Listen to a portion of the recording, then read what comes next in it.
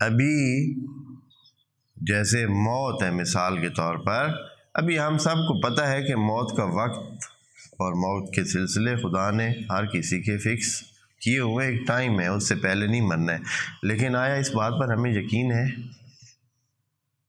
اگر یقین جس کو ہو جائے وہ تو پھر یہ کہتا ہے کہ موت مجھ پہ آ جائے یا میں موت پہ جا پڑوں، اس سے کیا فرق پڑتا ہے؟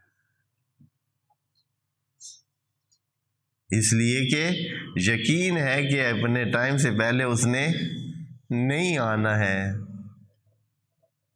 تو تب یہ بات کر سکتا ہے۔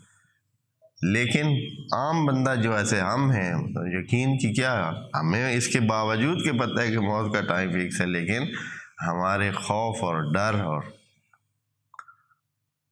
کتنے خائف رہتے ہیں۔